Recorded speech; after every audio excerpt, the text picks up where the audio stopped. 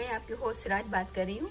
आज मैं आपसे शेयर करूँगी सूजी एंड गेहूं के आटे की गंदुम, जिसको गंदुम का आटा भी बोलते हैं और गेहूं का आटा भी बोलते हैं, उसकी मीठी स्वीट मठड़ी आज बनाने जा रहे हैं।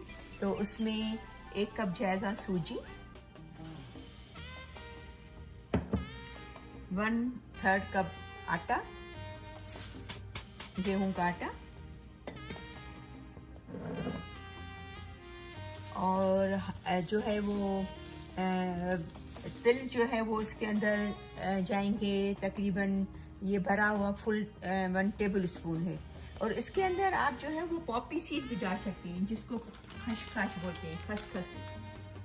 पॉपी सीड भी डाल सकते हैं। लास्ट टाइम मैंने जब बनाया था तो उसमें पॉपी सीड डाले थे, यानी कि खसखस डाली थी। तो दोनों बहुत अच्छे होते हैं। तो तिल भी डाल सकते हो, खसखस भी डाल सकते हो। और इसमें थोड़ा कम 1/2 कप जो है वो शुगर है, पीसी हुई शुगर, पाउडर शुगर। अगर आपके पास पाउडर शुगर नहीं है तो अगर आपके पास ग्राइंडर है ड्राई मसाले का तो आप उसमें भी पीस सकते हो। और इसमें 4 से 5 इलायची है, उसके साथ ही मैंने मिक्स कर दी है इसके अंदर। तो 4 से 5 इलायची और थोड़ा कम शुगर। और डिपेंड करता है कि आप कितना मीठा खाते हो, तो इस हिसाब से आप जो है वो उसको कम शुगर अपने हिसाब से आप डालना। लेकिन ये जो है वो 1/2 कप शुगर है, थोड़ी कम, ठीक है। और इसके अंदर जाएगा 1/3 कप जो है वो ऑयल का। ये सब आटा गूंदने में जाएंगे, ठीक है। इसको मिक्स करेंगे पहले सब चीजों को।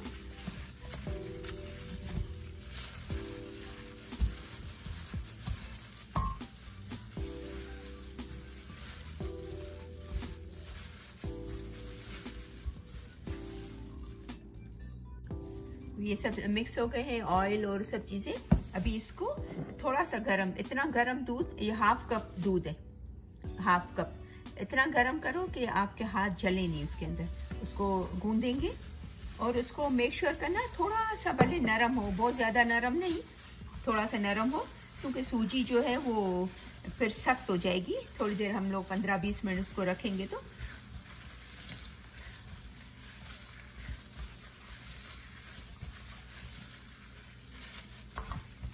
पहले पूरा 1/2 कप नहीं डाल देना, पहले थोड़ा बचा लेना। फिर आपको ऐसा लगता है कि और भी चाहिए, जरूरत है इसके अंदर, तो ज्यादा दूध डालना।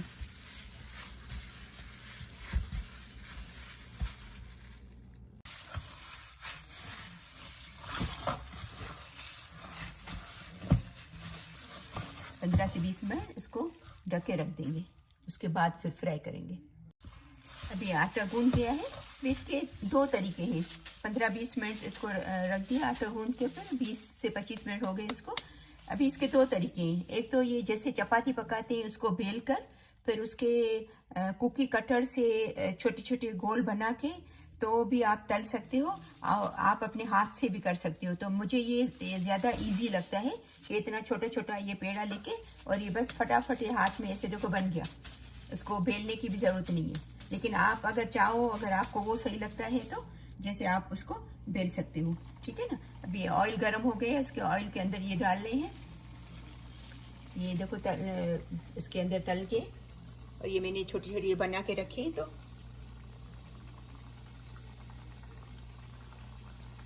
पाँच से 6 एक साथ जाएंगी।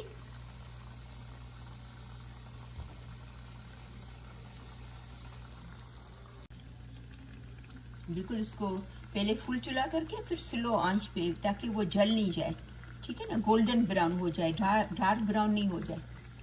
आप अपनी समझ से थोड़ा सा जो है चूल्हे को मीडियम टू हाई कर सकते हो। बस इसको ये जलना नहीं चाहिए, इसको खाली ये देखो गोल्डन कलर होना चाहिए। अगर वो ज़्यादा डार्क ब्राउन हो जाएगा तो फिर वो खाने में अच्छी नहीं लगेंगी, टेस्ट नहीं आएगा उसका।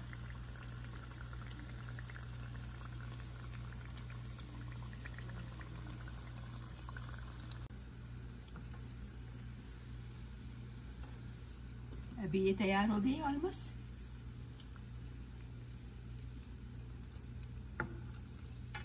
देखो कलर कितना प्यारा आया है। और उसको काफी लोग जो है उसको मोड़ी भी बोलते हैं, कुछ लोग उसको मठरी बोलते हैं, कुछ लोग उसको मोनी बोलते हैं। और मोनी में जो है वो कुछ लोग वो गूंद भी डालते हैं, जो गूंद होता है उसको बिल्कुल बारीक पीस के वो भी डालते हैं, वो भी इसके अंदर अच्छा होता है। तो समझो कि ये आपकी चॉइस है, आप इसके अंदर थोड़ा सा बिल्कुल 1 टेबल स्पून जितना इतने आटे और सूजी में गूंद भी डाल सकते हो, और खसखस पॉपी सीड भी डाल सकते हो। तो ये आपकी चॉइस है।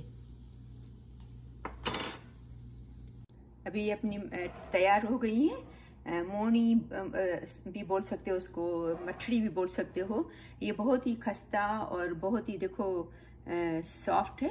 ये देखो खाने में बहुत क्रंची है और सॉफ्ट भी है, अच्छी है। और ये आप नाश्ते में भी खा सकते हो, आप चाय के साथ सुबह को, शाम को चाय के साथ भी यूज़ कर सकते हो। और मैं मोस्टली छोटे छोटे इसलिए बनाती हूँ ताकि जो है वो एक टाइम पे जो खाना खाने के बाद कभी थोड़ा सा मीठा खाने को दिल होता है तो ज़्यादा फिर मीठा नहीं खाया जाए। तो ये छोटी साइज़ जो है वो बिल्कुल परफेक्ट है, ताकि इंसान ज़्यादा शुगर नहीं इस्तेमाल कर ले, क्योंकि शुगर तो end of the day sugar तो हेल्दी नहीं है। तो ये कभी कभी थोड़ा थोड़ा खाने के लिए सही है, ज़्यादा खाना इसको जो है वो हेल्थ के लिए अच्छा नहीं है। तो ये ज़रूर ट्राई कीजिएगा, और ये बहुत अच्छी बनती है। और ज़रूर बताइएगा कि आपको कैसी लगी रेसिपी।